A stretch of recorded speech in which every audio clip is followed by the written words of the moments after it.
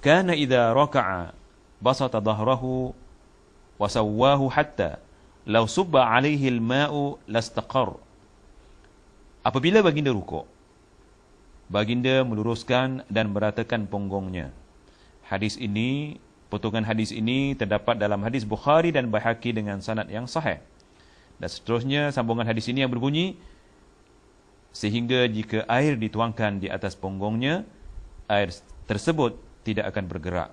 Fa idza raka'ta faj'al rahataika 'ala rukbataika wamdud dhahraka wa makkin li ruku'ika.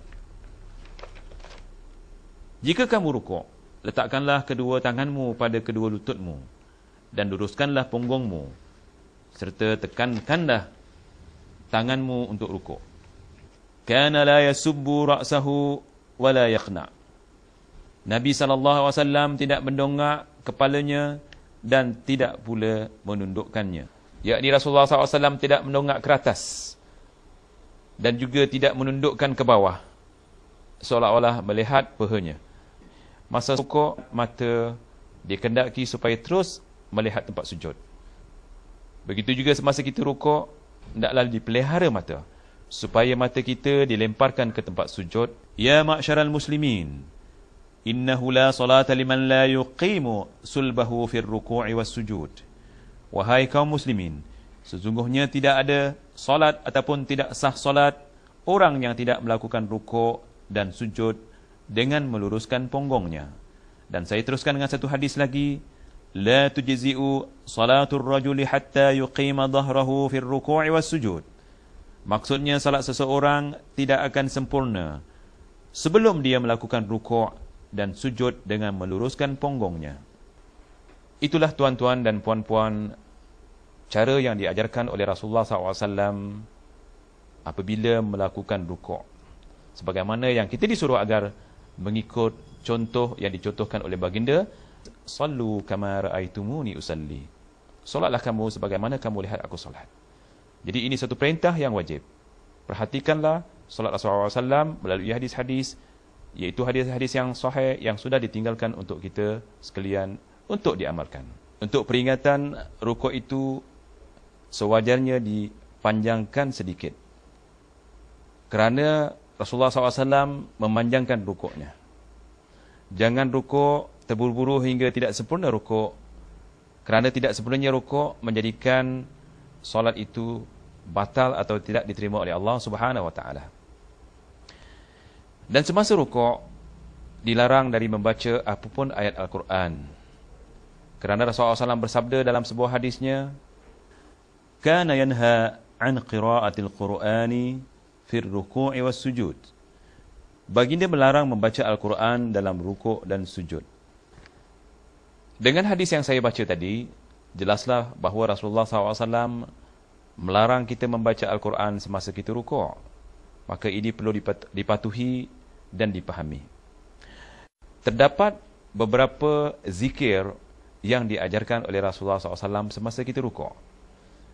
Kita boleh pilih mana-mana zikir yang sahih yang terdapat dalam hadis-hadis yang diajarkan oleh Rasulullah SAW kepada kita sekalian untuk dibaca semasa rukuk. Dan di antara bacaan yang sering dibaca oleh orang-orang Islam di tempat kita atau di negeri kita ialah Subhana Rabbiyal Azimi wa bihamdihi, ataupun bacaan Subhana Rabbiyal Azimi. Dan di antaranya yang sering dibaca juga Subuh Kudus Rabbul Malaika war Ruh. Dan untuk tuan-tuan dan puan-puan, saya peringatkan, bacalah zikir-zikir semasa rukuk hanya yang diambil dari hadis-hadis yang sahih sahaja. Adapun hadis-hadis yang tidak sahih, tinggalkan supaya kita tidak membuat sesuatu yang baru semasa membaca zikir-zikir dalam rukuk. Sebagaimana kita kembalikan semula kepada hadis, sallu kama ra'aitumuni usalli. Solatlah kamu sebagaimana kamu lihat aku solat, termasuklah bacaan-bacaannya. Cara-cara bangun daripada rukuk dan terus beriktidal.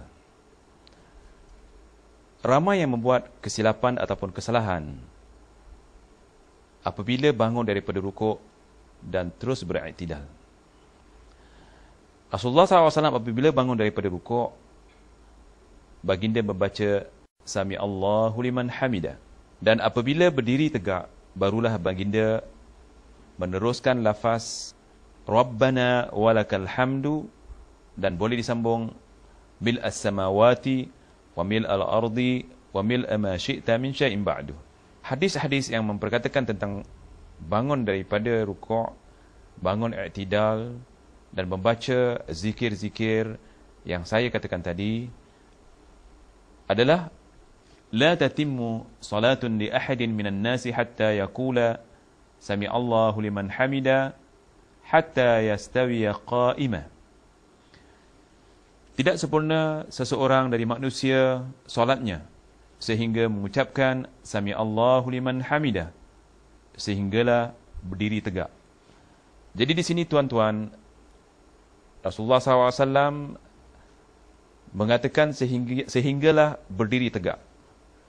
Jadi bagi orang yang solatnya terburu-buru, apabila mengatakan sami Allahu liman hamidah, kemudian belum i'tidal, belum berdiri tegak, lantas terus sujud, maka solat seperti ini adalah solat yang tidak sempurna. Kerana Rasulullah SAW tidak mengajarkan solat seperti itu.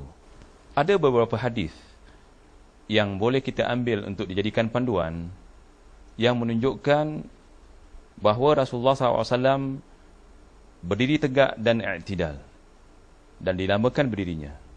Kana yaqumu ahyanan hatta yaqula al-qail qad nasiya min tuli ma yaqum. Bahkan baginda terkadang dianggap lupa oleh sahabatnya kerana berdiri begitu lama.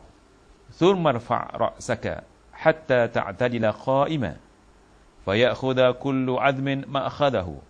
Wa fi riwayatin wa idza rafa'ta fa aqim sulbaka warfa' ra'saka hatta tarji'al 'idham ila mafasiliha. Kemudian angkatlah kepalamu sampai engkau berdiri tegak, sehingga tiap-tiap ruas tulang belulangmu kembali pada tempatnya.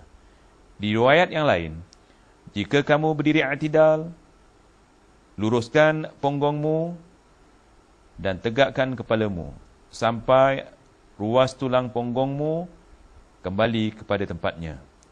Dan seterusnya Rasulullah SAW menekankan supaya kita berbuat seperti itu, yakni seperti yang terdapat di dalam hadis-hadis yang saya bacakan tadi, yang mana baginda memberi amaran kepada kita, sesiapa yang tidak melakukan seperti itu, maka tidak sempurna solatnya. Iaitu hadis yang berbunyi, innahu la tatimmu salatun li ahadin minan nasi idza lam yaf'al dhalik. Sesungguhnya solat seseorang tidak sempurna jika tidak melakukan seperti itu. Dan hadis seterusnya, la yanzurullahu azza wa jalla ila salati 'abdin la yuqimu sulbahu baina ruku'iha. Allah, Tuhan yang Maha Perkasa, lagi Maha Mulia, tidak mahu melihat solat seseorang yang tidak mahu meluruskan ponggongnya. Maksudnya ber'i'tidal. Ber'i'tidal ketika berdiri di antara rukuk dan sujud. Jadi tuan-tuan dan puan-puan yang diberkati Allah Subhanahu wa taala, dari hadis yang saya jelaskan ini perlulah diambil perhatian bahawa setiap yang berdiri daripada rukuk setelah membaca Rabbana walakal hamdu, hendaklah dilamakan sedikit supaya benar-benar berdiri dalam keadaan i'tidal. Selepas itu barulah turun untuk sujud. Dan saya harap kita tidak cuai semasa melakukan sujud.